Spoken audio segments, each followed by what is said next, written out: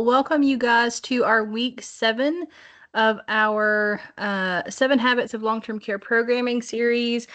This week, we are skipping around a little bit. If you're following along with the questions to ask about long-term care programming, you'll notice that we actually did skip one section that has to do with justification for continued skill. We are going to circle back around to that. We really kind of wanted to keep it fluid with goals, and this part kind of tied in a little bit better to the goals section. And actually, we're referencing one of the goals post-its that we had talked about earlier. We are going to move on in our next session about kind of more of the progress notes of the justification for skilled, things like that, research. And then anyway, we'll keep on going. But just so you know, if you are following along, we are going a little bit out of order with this piece and kind of the reasoning behind that. So this week, again, we're going to discuss patient progress, which obviously ties in very closely to the conversations that we've been having about goals and goal writing. This is the section in that questions to ask that we're referring to. And this is the part where we really stop and we're doing our progress, whether it be on a progress note or a research, whatever the case may be. Are they improving? Or if it's skill maintenance, obviously, are they maintaining? What barriers are we having? The complexity and any new medical condition situations that have affected our treatments. This is especially going to be important for those maintenance cases because we won't have improvement or don't expect to have improvement on those. How did the patient respond to those interventions and any adjustments that had to be made? And then the part where we make adjustments to the treatment plan going forward that may facilitate a positive change in their response to therapy. Again, I've got the reference for the post-it. This mostly comes out of the establishing and modifying goals post-it that we talked about a couple of weeks ago. It's a great one to look at. Again, it's a little bit longer, so we've kind of pieced it out some, but there are some good examples. We get asked a lot about sample goals, and there are actually some sample goals on this post-it. I have a couple at the end, but really I didn't focus on that for the purpose of this training, but it's a good reference tool to circle back around to. So in our little comic strip down at the bottom, it talks about ambiguity deeply concerning me for the little fish following the shark. And it really does kind of follow along that thread about being specific in our goals. We talked earlier about we really need to make goals that are specific so we can show progress towards those goals. And this is kind of the part where we talk about, are we showing the progress? So this is the second part of that encouragement about being specific in our goal writing. Medicare will only cover services when it's clear that a therapist must provide the care that allows the patient to make progress. And this means that the patient wouldn't recover spontaneously if they were given rest time and just recovery from an illness. And it also will only pay if a non-skilled personnel couldn't achieve the same outcome. And this is really our opportunity to show those things. Patients must be responding meaningfully to our treatment plan. And if they're not, then that's when we take time to delete those goals, we adjust those goals, we add new goals, or we transition a goal to a caregiver. We talked a lot in some of our audits recently, and some of you have probably heard this feedback. If you're not seeing a change within about 2 weeks, then it's probably time to make some sort of adjustment to that treatment plan.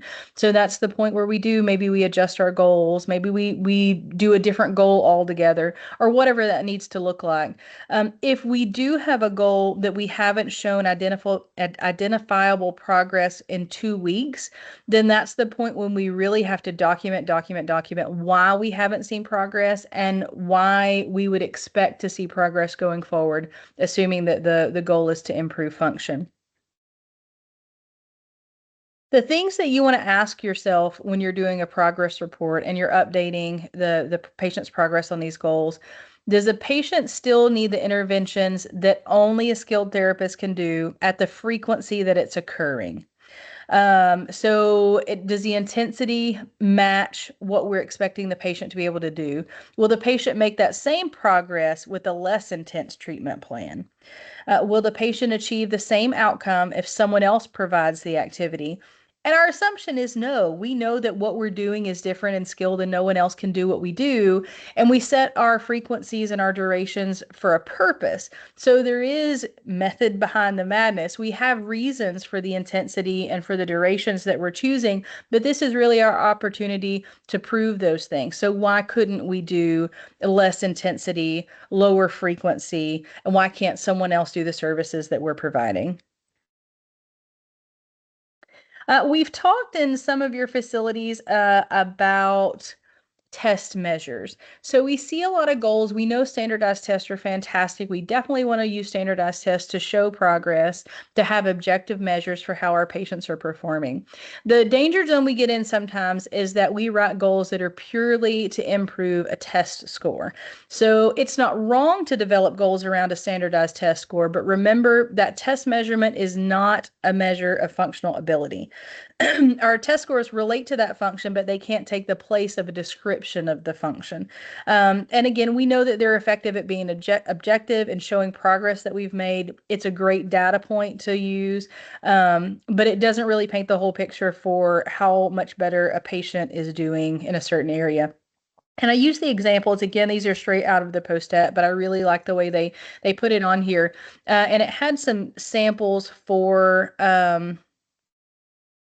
So I was just admitting somebody, goals that were written for speech. Patient will improve the temporal orientation to 27 out of 30 on the rapid G. What does that tell us? That doesn't really tell us how that would improve the patient's function. So a better suggestion would be that they would be oriented to place and time 8 out of 10 times when verbally prompted using a cueing system. And again, we have another one about, we've seen this gold several times on increasing the Barthel score to a certain number. But again, what does that tell us? What is the patient able to do based on what we see there that they weren't able to do before? So again, we're looking at that functional improvement that they have. And finally, we had some tips. And again, these are included on the post-it, but they are some danger zones that we've seen from time to time. It's important that the duration of the treatment matches the amount of progress, both in how we project it, so how we write the goal. If we write a short-term goal to be 1 or 2 weeks long, then you really need to expect that you're going to meet that short-term goal in that 1 to 2 week period, whatever you put on your short-term goal projection, and then also your actual improvement. So if you don't hit that goal in the time frame that you referenced that you thought you were going to, then that's a great opportunity to tell why your resident didn't meet that goal, or maybe why they were able to supersede and do better than what we expected.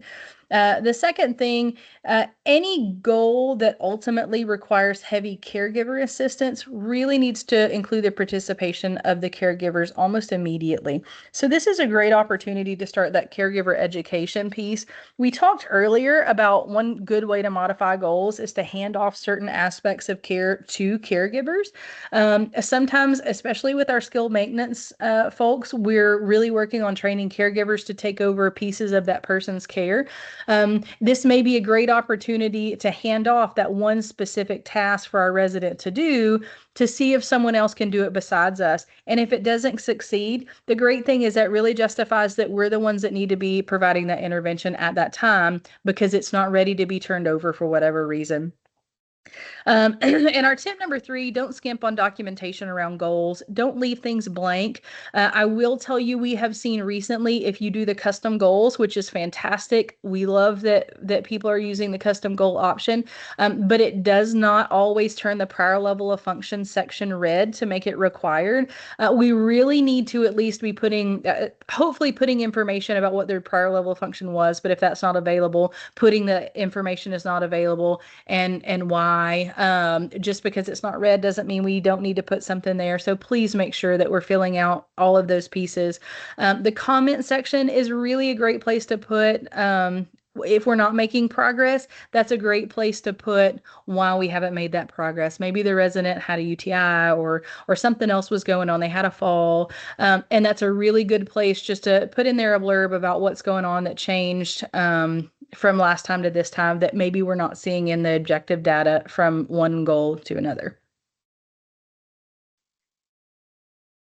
And that is what we have for today. Let me turn off our recording.